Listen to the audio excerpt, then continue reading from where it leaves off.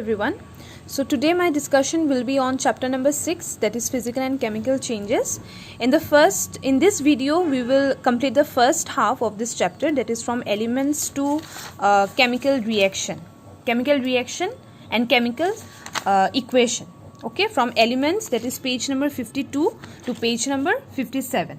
We will complete the first half, and in my next video I will show you the other topics which are there in your chapter.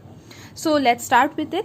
In your lower classes, I guess you have already heard about matter. Matter is anything that has its own mass and takes up space. They are called as matter. Or all kind of living things, non-living things, they are considered as matter. Why? Because they have their own weight and takes up space.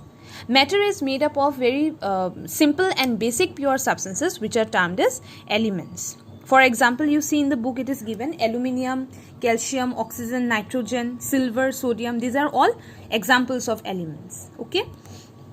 Elements are again made up of some small substances or particles which are called as atoms. Okay. Now, let me show you one structure of atom. This is the middle circle that you are seeing here. This is the nucleus, and around the nucleus we have electrons. Okay, electrons are revolving on the orbit. Okay, around the nucleus they are rotating. Now nucleus is having neutral charges. Why? Because they have both neutrons and protons. Protons, they have neutrons, they have no charges in them, but protons have positive charges. Okay, and electrons, they are negatively charged. Okay, so this is the complete structure of the atom. When atoms combine together, they form molecules. Many atoms, they combine together to form molecules. Molecules are present in case of both elements and compounds. Compound is formed when two or more elements, they combine chemically in a fixed ratio. For example, water, common salt, carbon dioxide, these are all considered as compounds because they are formed from more than one element. Okay. In page number 54, you have a very important topic in this chapter, that is chemical symbols. Now, chemical symbols is a short form which is derived from the name of the element. Like carbon. Carbon is represented by a C, hydrogen H, and oxygen as O. When the names of two or more elements, they start with the same letter, the first two letters are always considered. For example, say calcium and cobalt. Their first letter is same, that is C. So, I have to consider their second letter of the name. From calcium, I will get Ca, and from cobalt, I will write Co. Okay. In page number 55, your symbols, then the name of the elements are all given. So, you learn all the symbols along with the name of the element. While you solve any chemical equation, you will be needing all these symbols and names of the elements. Okay. So, it is very important to learn the symbol. Now, next topic is chemical formula. Now, chemical formula is mainly used to represent one molecule of an element. So, just like a symbol represents an atom, a chemical formula also represents one molecule of an element or a compound. Okay. Now, through chemical formula, we can represent, or we can see that which atoms they combine together to form a molecule of the compound. Okay. So, this is the chemical formula. Valency is actually what? It is a combining capacity of the element. How much an element can react with other elements. Okay. In page number 56, you have table 6.2.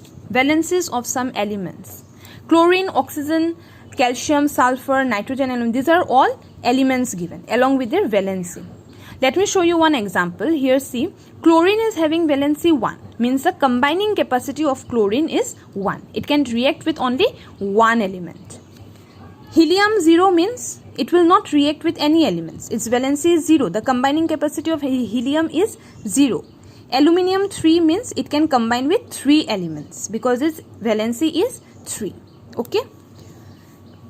Next topic is the atomicity. Atomicity is a number of atoms in a molecule of an element. Okay. In an element, how many number of atoms are present, we can calculate with the help of atomicity. You can see in table 6.3, already the atomicity of the elements are given. Bromine, we can write the formula of bromine as Br2.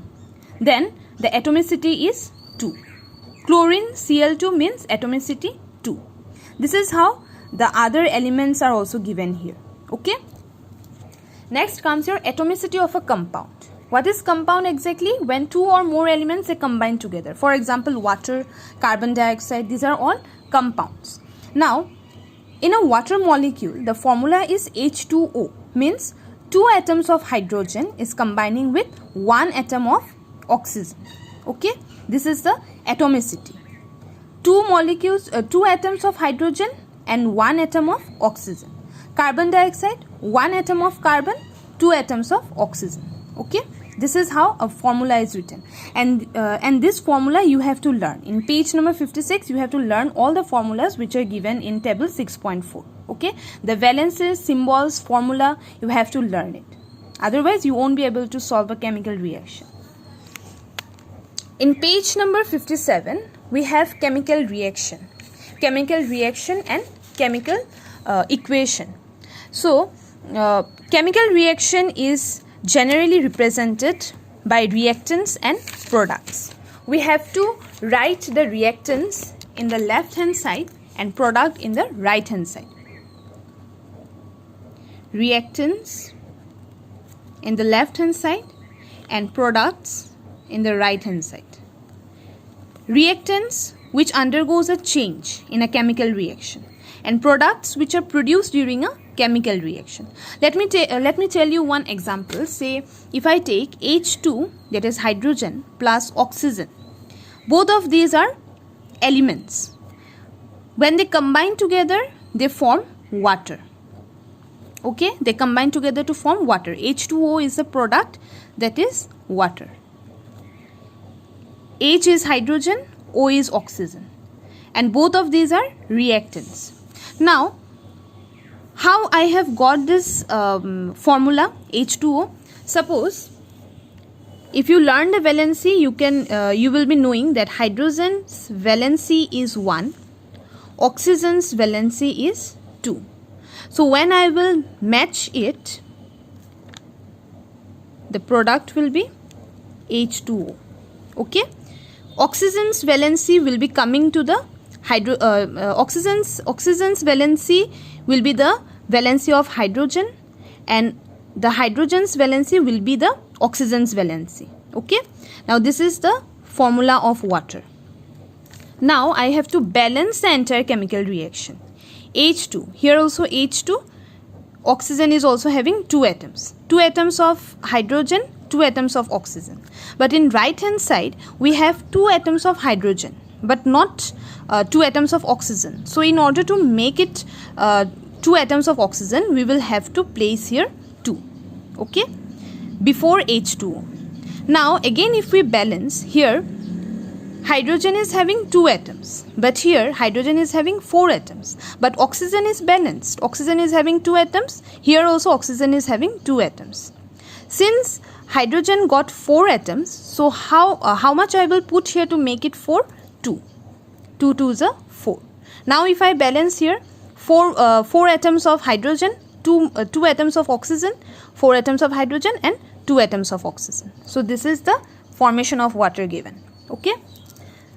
As a whole, it is represented as chemical equation. Chemical equation.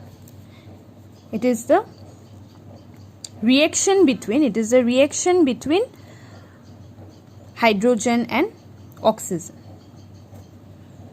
Okay, so this is how a chemical reaction is represented along with the chemical equation.